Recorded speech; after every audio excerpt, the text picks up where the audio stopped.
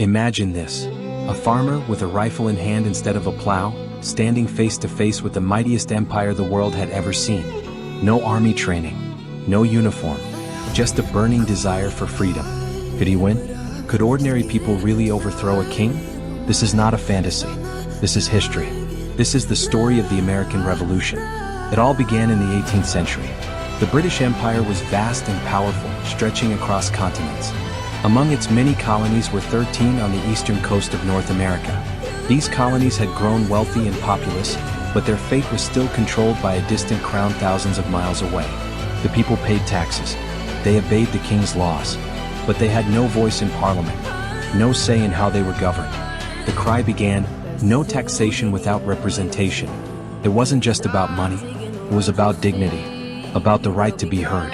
When Britain imposed tax after tax, on paper, on glass, on tea, the colonists protested.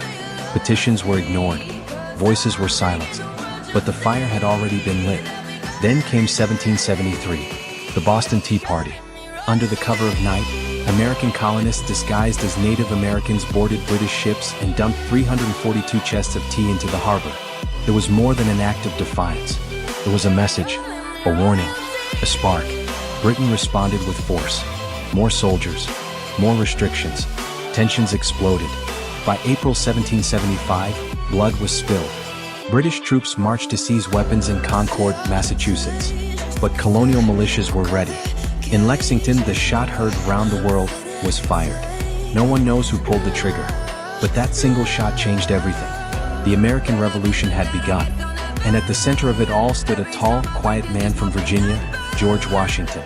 A former British officer, he was now commander of a ragtag army of farmers, blacksmiths, laborers, all united by one dream, independence. The war was brutal. The British Army was professional, well-funded, and trained. The Continental Army was under-equipped, underfed, and often unpaid. Soldiers wrapped their bleeding feet in rags. Many deserted. Others froze in the snow. But they kept fighting. Because this wasn't just a war for land. It was a war for identity. For the right to choose their future. For liberty. Then came July 4th, 1776. The colonies made it official.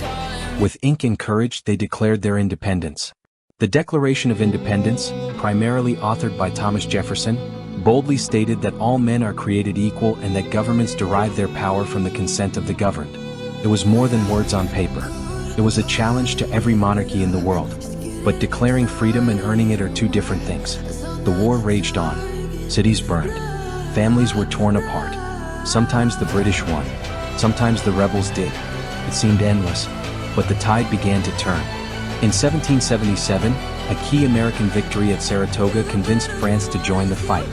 The French brought ships, soldiers, and supplies. Spain and the Netherlands followed. Now the revolution wasn't just a rebellion. It was a global conflict. Yet the real strength still came from within. From ordinary Americans who refused to back down. From Washington's leadership, his unwavering belief that freedom was worth every sacrifice.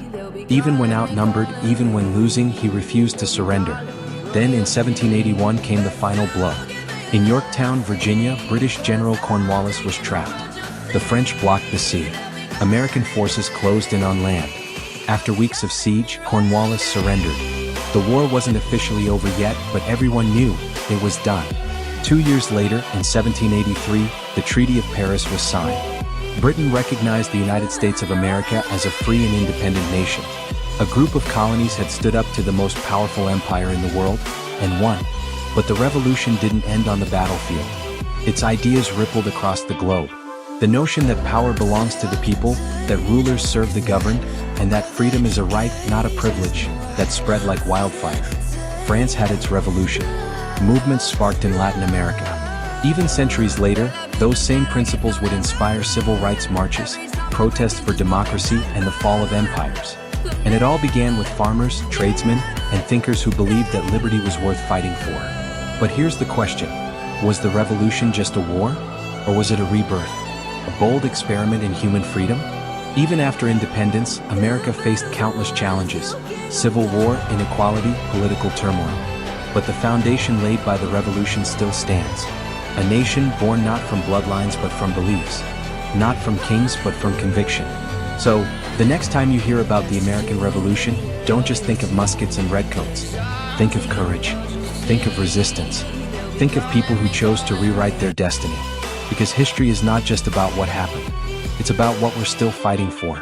If you felt something while watching this, like, share, and subscribe. And tell me in the comments, if you lived in 1775, would you have picked up a musket for freedom? More stories of history are coming your way. Until next time, remember, history isn't just about the past. It's the blueprint for everything yet to come.